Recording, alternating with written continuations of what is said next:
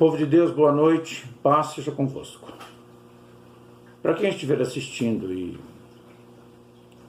não me conhece, sou o pastor Vanderlei Fischer, da Igreja do Evangelho Quadrangular de Rolândia. Falando hoje sobre um tema, evidências de maturidade. Eu vou ler agora um esboço que eu previamente preparei, com todos os versículos, e não vou ficar folheando a Bíblia para ganhar tempo. Louvado seja Deus que temos o privilégio de transmitir a palavra em tempos onde o ajuntamento no templo não é permitido em função do Covid-19. Mas vamos então à mensagem. Hebreus 6, do 1 ao 3. Por isso, deixando os rudimentos da doutrina de Cristo, prossigamos até a perfeição, não lançando de novo o fundamento do arrependimento de obras mortas e de fé em Deus. E da doutrina dos batismos, e da imposição das mãos, e da ressurreição dos mortos, e do juízo eterno. E isto faremos, se Deus o permitir. Observa aqui que fala deixar os rudimentos. Rudimentos são coisas elementares, coisas de quem acabou de se converter e ainda não conhece as doutrinas de Cristo. E muitas vezes nós tomamos decisões baseadas nas nossas emoções, e não no raciocínio. Há necessidade de maturidade, também há necessidade de preparação. Por isso muitos começam e não terminam, em função da falta de maturidade para a manutenção de um empreendimento. 6 princípios fundamentais da vida espiritual que não devem ser lançados novamente, porém aperfeiçoados. Primeiro, conforme nós lemos em Hebreus 6, 1 ao 3, o arrependimento. O arrependimento é o caminho de volta para Deus. Segundo, a fé em Deus. A fé é a base principal da doutrina. Terceiro, o batismo. A declaração que cremos e estamos compromissados com Jesus. Quarto, imposição de mãos. Confirmação da autoridade apostólica, desde os discípulos até hoje. Mas aqui eu quero comentar. 1 Timóteo 4,14 diz assim: não desprezes o dom que há em ti, o qual te foi dado por profecia, com a imposição de mãos dos oficiais ou do presbitério. Então a profecia é a autoridade vinda do céu, e a imposição de mãos é para o reconhecimento da igreja. Mas observa que em Marcos 5,23 diz assim: e rogava-lhe muito, dizendo: minha filha está à morte, rogo-te que venhas e lhes imponhas as mãos para que sare e viva. Aqui é a imposição de mãos já de uma pessoa preparada e que tem autoridade apostólica para tal. No livro de Tiago 5,14 está escrito: está alguém entre vós doente? Chame os presbíteros da igreja e orem sobre ela, ungindo com azeite em nome do Senhor. Por que está dizendo chame os presbíteros da igreja? Porque é uma função que exige de quem está fazendo um conhecimento para chegar e fazer aquilo que a Bíblia permite e não aquilo que eu quero. Observa que em 1 Timóteo 5,22 diz assim: a ninguém imponhas as mãos precipitadamente. Quando se ordena alguém precipitadamente, você pode transformá-lo num falso mestre, por ignorância dele. E esta ignorância, muitas vezes, põe em risco até a salvação das pessoas, ensinando doutrinas que a Bíblia não ordena ou não permite. Em quinto lugar, em Hebreus fala da ressurreição dos mortos. Gente, essa é a esperança de todo cristão, a ressurreição dos mortos. Em sexto lugar, o juízo eterno. O juízo, ele funciona para nós como um meio para nós vigiarmos. A nossa vigilância e busca constante para sermos participantes da salvação consiste, então, na certeza que nós teremos um juízo. Nós não conseguiremos praticar estes princípios independentes de Deus. Nós precisamos do Espírito Santo para cumprir estes 6 princípios. Por isso a Bíblia fala que há necessidade de prossigamos até a perfeição, ou seja, uma necessidade de prosseguir e de sermos cada vez mais maduros na fé. Agora observe uma coisa, que existem algumas evidências que podem nos mostrar o caminho, se a pessoa está, ou se nós estamos maduros ou não, ou em processo de maturação. Efésios 4, do 13 ao 15, diz assim: até que todos cheguemos à unidade da fé e ao conhecimento do Filho de Deus, a homem perfeito, à medida da estatura completa de Cristo, para que não sejamos mais meninos inconstantes, levados em roda por todo o vento de doutrina, pelo engano dos homens, que com astúcia enganam fraudulosamente. Antes, seguindo a verdade em amor, cresçamos em tudo naquele que é a cabeça, Cristo. Esta porção da palavra de Deus, primeiro nos mostra Cristo como um modelo perfeito. Se a Bíblia tivesse estabelecido qualquer outro modelo, nós encontraríamos falha. Mas Cristo, ele é um padrão elevado, tão elevado, que não permite que a gente pare. Se Deus estabelece um outro modelo, a gente poderia conquistar, então, a estatura daquele modelo e poderíamos parar. Mas quando ela estabelece um padrão como Cristo, nós não podemos parar, porque nós nunca seremos igual a Ele, mas podemos ser semelhantes. A Bíblia, então, mostra 3 evidências de progresso. Primeiro, no versículo 13, ela fala de maturidade, até que todos chegamos ao conhecimento. Então, irmãos, conhecimento gera maturidade. Então, a primeira evidência de uma pessoa que está no caminho do aperfeiçoamento é a sua maturidade. Segundo, versículo 14, diz: para que não sejamos meninos inconstantes. Então, uma prova de maturidade, uma prova ou uma evidência de progresso é a estabilidade. Nós devemos ser constantes. Não um dia estar no monte da fé, outro dia estar no vale da incredulidade. Esta constância é uma evidência de que nós estamos no processo de maturação, independentemente das provas e das dificuldades. E por último, está escrito: seguindo a verdade em amor, cresçamos em tudo. Seguir a verdade em amor, irmão, significa integridade. Uma pessoa íntegra, ela segue a verdade. Aqueles que seguem a mentira, hoje, amanhã a verdade, e ficam oscilando e pendulando entre estas duas vertentes, obviamente não são pessoas íntegras. Sabe, irmãos, eu aprendi um versículo que diz que o carisma atrai. Tem pessoas que são carismáticas, elas conseguem atrair, mas o caráter mantém, o caráter segura. Porque a gente não é bobo, né? O ser humano, ele tem conhecimento, ele está modernizado, ele consegue acesso a informações e nada fica oculto. Uma pessoa que não é íntegra, ela não consegue a fidelidade das pessoas. Agora, já que eu falei destes princípios, eu quero mostrar isso na prática. E eu vou ler alguns versículos da Palavra de Deus. E aqui sim eu vou consultar a Bíblia. Consultar, que eu digo, ler diretamente na Bíblia, não no esboço, alguns versículos. Eu quero mostrar aqui Jesus, quando precisou tomar uma decisão que interfere até hoje, uma decisão que é exemplo até hoje, e sempre será exemplo, obviamente, todos os atos de Cristo, no livro de Marcos, quando ele precisou tomar uma decisão. Livro de Marcos, do versículo 1,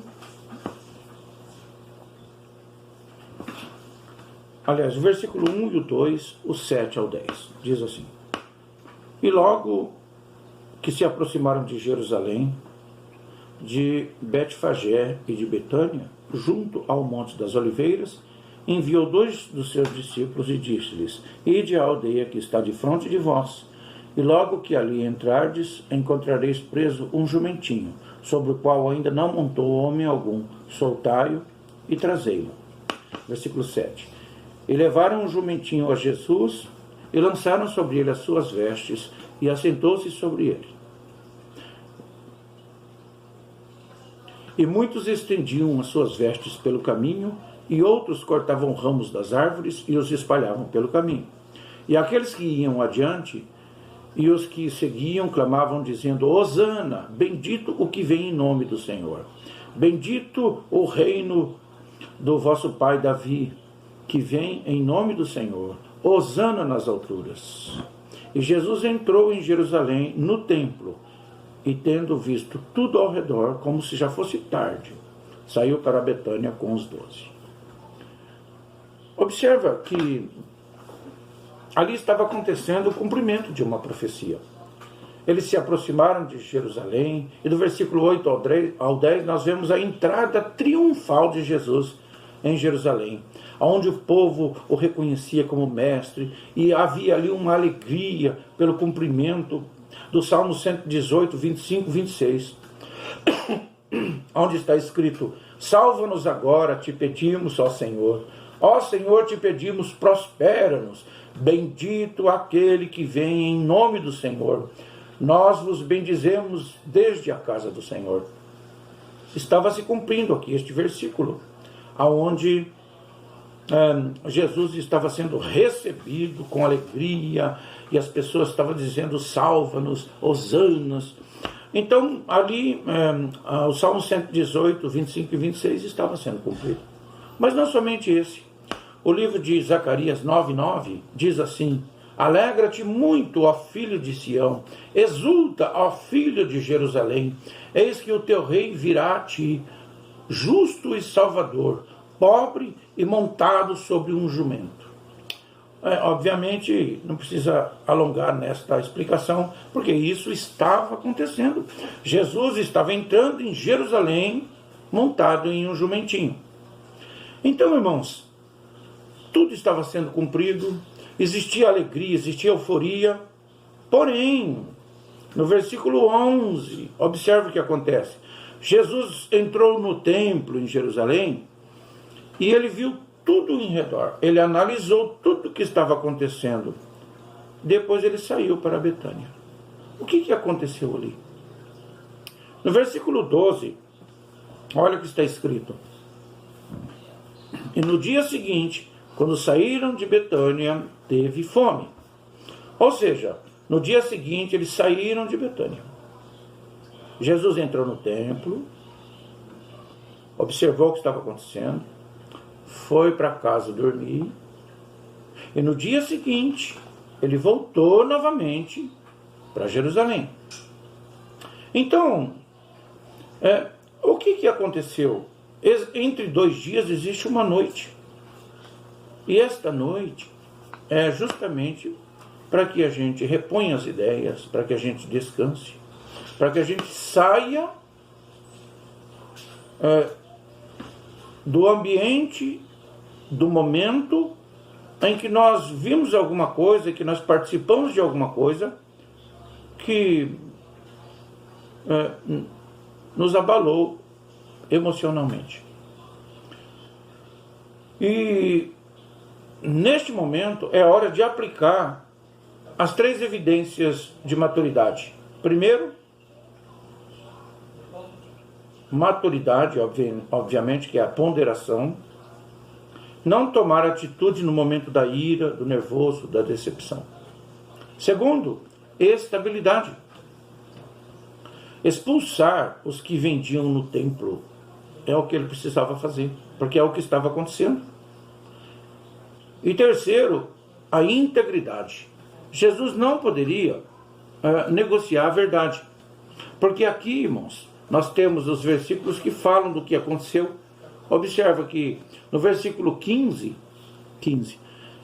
e vieram a Jerusalém, e Jesus, entrando no templo, começou a expulsar os que vendiam e compravam no templo, e derribou as mesas dos cambistas e as cadeiras dos que vendiam pombos. E não consentia que ninguém levasse algum vaso pelo templo. Ou seja, o que estava acontecendo? Jesus viu que houve um desvirtuamento das funções, ou do ambiente do templo. O templo estava corrompido. E Jesus ele tinha um propósito de purificar o templo. Porque está escrito aqui, ó, no versículo 17. E ensinava dizendo, não está escrito, a minha casa será chamada por todas as nações de casa de oração, mas vós a tendes feito covil de ladrões? Ou seja, irmãos, Jesus tinha um comprometimento de purificação do templo. Em Isaías 56:7 está escrito, minha casa será chamada casa de oração para todos os povos. Então, o que nós observamos aqui? Jesus, ele foi maduro, foi estável e foi íntegro. Ele aplicou o que está escrito em Efésios 4, do 13 ao 15. Então, irmãos, Jesus chegou ali, aqui está escrito, no dia seguinte, quando saíram de Betânia, teve fome. E ele voltou, aqui eu não quero entrar no contexto da figueira, ele voltou no lugar aonde, no versículo 11, ele tinha feito uma análise. Ou seja, talvez se fôssemos um de nós, a gente veria aquilo, os cambistas fazendo o que estavam fazendo, e a gente imediatamente já brigava, já entrava em desordem com eles. Jesus não. O que ele fez? Ele observou tudo. Quando a Bíblia diz que não consentiam que ninguém levasse algum vaso para o templo, é porque as pessoas começaram a fazer do templo uma rua. As pessoas entravam por uma porta e saíam pela outra, levando vasos. Fizeram dela um caminho. Então, qual o problema, irmãos? Ele tinha a intenção de restaurar, a função de restaurar o templo. Então, o povo, eles desvirtuavam as funções do templo, os campistas, os sacerdotes, ninguém ligava. Sabe, irmão, quando Jesus entrou nos bastidores do templo e observou o que acontecia, não nos dias oficiais de culto, mas nos bastidores, ele viu o que realmente acontecia. Porque às vezes, irmãos, o momento do culto, o momento solene, ele esconde muita coisa. Agora os bastidores, o dia a dia do povo, o dia a dia do sacerdote, isso revela se eles estão aplicando o que eles aprenderam nos momentos oficiais. Ou seja, o testemunho público é evidência, é prova de maturidade e de aplicação dos ensinos que nós adquirimos nos momentos oficiais de aprendizado. Por que eu digo momentos oficiais? Porque, obviamente, quando tem uma direção, um sacerdote, um ministrante, ele segue uma linha de raciocínio, ele segue uma linha de ensinamento. E você tem de quem cobrar. Quando você aprende sozinho, de qualquer jeito, assim, de qualquer jeito que eu digo sem uma definição, você pode seguir qualquer corrente teológica e misturá-las. E isso é difícil. Existem correntes, por exemplo, de pré-tribulacionista, pós-tribulacionista. Uns creem que Jesus vem antes da grande tribulação, outros creem que Jesus vem depois, o arrebatamento seria depois. Se você leu uma doutrina e depois lê outra, você fica confuso. Então, convém ter a quem recorrer e compreender, respeitando as demais, mas compreender qual corrente teológica a denominação que você participa defende. Amém? Isso não interfere na salvação, então nós podemos discutir à vontade. Se vem antes ou depois, não vai interferir na salvação. São questões, digamos assim, de compreensão e de linha doutrinária. Mas, então, nós aprendemos o quê? Que nós não podemos usar o culto como atalho. Nós não podemos usar os momentos, os acontecimentos que nós presenciamos para extravasar nossas emoções. Porque às vezes um irmão falha com a gente, a própria igreja falha com a gente, é normal, assim, onde tem gente tem problema. Às vezes nós observamos que amigos, familiares, eles não correspondem àquilo que nós esperamos, só que isso não é atalho para dar vazão às emoções. As pessoas começaram a usar a igreja como atalho para sair da cidade e até o Monte das Oliveiras. Jesus não permitiu. Jesus não permite que nós encontremos atalhos para dar vazão às nossas emoções, porque nós precisamos um caminho de espiritualidade sadia para que Jesus possa se manifestar na nossa vida. Jesus é caminho, ele não é atalho. As nossas emoções, elas necessitam de equilíbrio. Chorar, rir, se emocionar é preciso, mas equilíbrio também é necessário. O Espírito Santo é o agente da sabedoria. Jesus, ele estava indignado, mas ele estava consciente da sua missão, que eram os discípulos. Se Jesus estoura ali, se Jesus age precipitadamente, ele ia desvirtuar tudo que ele ensinou, de tolerância, de moderação. Então, irmãos, é interessante que Jesus, ele defendia princípios, ele tinha uma postura, e a postura dele era de maturidade, de estabilidade e de integridade. A nossa vida não nos pertence. E Deus quer se manifestar em nós e por nós. Para isso nós, usando hoje, a pregação de hoje, os textos que nós lemos, queremos fazer a seguinte reflexão. Primeiro, Jesus fez uma pausa. Ele observou o que estava acontecendo, fez uma pausa, uma reflexão para depois tomar atitude. Quantas decisões nós precisamos tomar na nossa vida? Segundo, quantas prioridades nós precisamos rever? Assim como Jesus teve uma pausa, observa que Deus permitiu uma pausa na nossa vida. Esta doença que está alastrando pelo mundo fez uma pausa na humanidade. E nós só podemos dar o play, de preferência, se nós aprendermos alguma coisa. Eu não sei quanto tempo vai durar esta pausa, mas eu espero, em nome de Jesus, que cada um de nós possamos amadurecer um pouco mais para desenvolver uma espiritualidade sadia. Vamos orar. Pai querido e santo, que esta reflexão, Deus, seja para nós como um bálsamo, para que nós possamos, ó Deus, sentir que o Espírito Santo está nos abençoando com o conhecimento da pessoa de Jesus Cristo e as reações que ele teve diante dos embates, diante dos acontecimentos que não estavam de acordo com aquilo que ele veio fazer. Por isso, Deus, que o Senhor continue nos abençoando e faça, ó Deus bendito, o que o Senhor aprouver na nossa vida, porque tudo que o Senhor faz é bom, tudo que o Senhor decide é acertado. Nós erramos, mas o Senhor vem e nos dá a oportunidade de conserto. Muito obrigado por tudo, Pai. Seja conosco, em nome de Jesus. Amém. Gente, até a próxima. Deus abençoe a todos.